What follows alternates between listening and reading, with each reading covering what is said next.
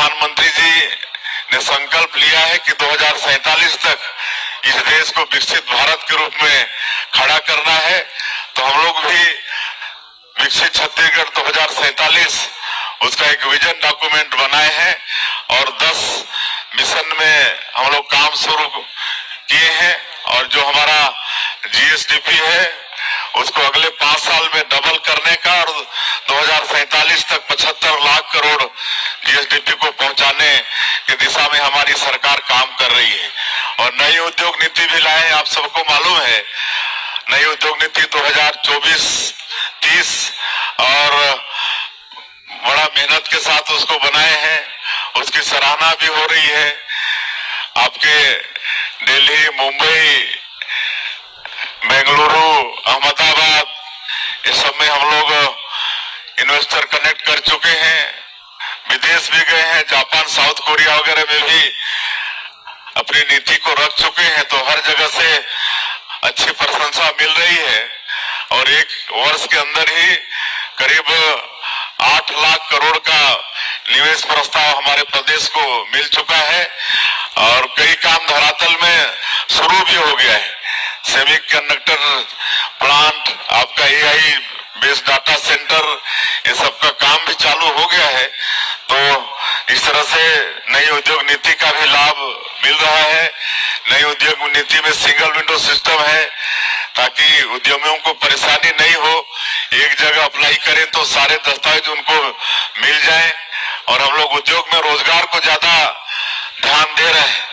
अभी तक करीब 2 साल के अंदर में 20,000 से ज्यादा सरकारी नौकरी की अनुमति दे चुके हैं और 15,000 से ज्यादा नौकरी लग भी गई है। लेकिन फिर भी हम लोग जानते हैं कि अपने छत्तीसगढ़ के बेटा बेटियों को सबको सरकारी नौकरी नहीं दे सकते, इसलिए नई उद्योग नीति में प्रावधान किए हैं कि जो उद्यमी अगर 1,000 करोड़ का निवेश करेगा या स्थानीय लोगों को 1,000 लोगों को रोजगार देगा तो विशेष प्रोत्साहन की व्यवस्था है। ये सब आप लोग जानते हैं और लगातार व्यापारियों के हित में हमारी सरकार रही है। जन विश्वास विधेयक भी हम लोग पास किए हैं। पहले थोड़ी थोड़ी त्रुटि में काफी दंड का प्रावधान था, इतना तक कि सजा और जेल का भी प्रावधान था, लेकिन उसको भी हम लोग सहूलियत करके जन विश्वास विधेयक लाके उसको खाली आर्थिक दंड इस तरह का प्रावधान किए हैं। तो सरकार पूरी तरह से व्यापारियों के हित में खड़ी है और लगातार आप लोगों का सहयोग भी मिल रहा है। और आज हम लोग जब 2047 तक विकसित छत्तीसगढ़ की बात करते हैं तो उसमें व्यापारी बंधुओं का भी बहुत बड़ा रोल रहने वाला है। और पिछले समय यहाँ पर ऑटो एक्सपो हुआ था, अमर जी बोल रहे थे कि 60,000 व्हीकल बिका था पिछले समय। उसमें सरकार की तरफ से कुछ छूट था, रोड टैक्स में छूट था। और आज ये जो 5 दिन का ट्रेड एक्सपो हुआ है इसके लिए भी हम धन्यवाद देना चाहेंगे कैट को कि 5 दिनों में यहाँ पर खाली व्यापार की सुविधा नहीं, सुई से लेकर सारा सामान यहाँ पर लोगों को देखने के लिए भी, खरीदने के लिए भी आप लोगों ने व्यवस्था किया है। उसके साथ साथ मनोरंजन का भी साधन, यहाँ पर मनोरंजन भी आप लोगों ने किया है जिसमें स्थानीय जो टैलेंट है उनको भी अपना प्रतिभा दिखाने का अवसर मिला है।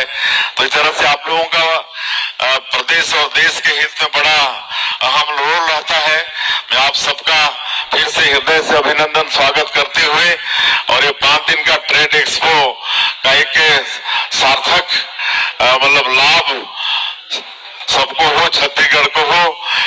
और इस आयोजन के लिए मैं फिर से कैट को धन्यवाद करते हुए और हमें भी बुलाए, मुझे आने में थोड़ी देरी हुई, इसके लिए मैं आप सभी लोगों से क्षमा चाहूंगा। आज बजट भी प्रस्तुत हुआ तो कई तरह की पेपर वेपर समाचार पत्र वालों से मुलाकात थी, इस वजह से आने में देरी हुई है। और माननीय सिंघी जी ने जो सलाह दिया है छत्तीसगढ़ छत्तीसगढ़ में भी निश्चित रूप से हमने उन्हें कहा है कि मध्य प्रदेश में जो हुआ है वो सबका भेजेंगे, तो निश्चित रूप से वो सब यहाँ भी हम लोग छत्तीसगढ़ में भी उस पर अमल करेंगे। और अमर भाई ने भी आवेदन लगाया है, इस पर भी सरकार सहानुभूति पूर्वक विचार करेगी। मैं आप सभी लोगों का फिर से एक बार अभिनंदन स्वागत करते हुए अपनी बात समाप्त करता हूँ।